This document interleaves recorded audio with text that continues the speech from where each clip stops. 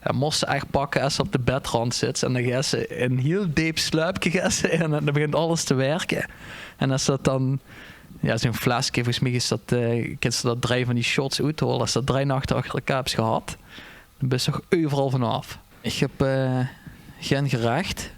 Maar als ze dich na de vastelavond niet zo heel lekker voelt of te begint ziek te worden, ben ik sinds vorig jaar via iemand van het werk erachter gekomen dat ze in Duitsland krijgt ze een drankje dat heet Medi-Night. Kent je dat? Nee, dat ken ik niet. Nee? Ik ben wel heel geïnteresseerd. Ja, Medi-Night. Ja, dat kan je gewoon bij de apotheek halen. Nou, dat is Bij de Duitse apotheek. Bij de Duitse Oh, God. apotheek. Dat is echt zo'n rotzooi. Daar zit echt alles qua van pijnstilling en weet ik wat voor een zwiks, maar kan je bedenken, zit daarin. En dat is ook zo'n chemisch groen-blauw drankje, volgens mij van Vicks of zo gaat dat staat, van het merk. En moest ze echt pakken als ze op de bedrand zit en dan gaat ze een heel diep sluipje gessen en dan begint alles te werken. En als dat dan... Ja, zo'n flesje, volgens mij is dat...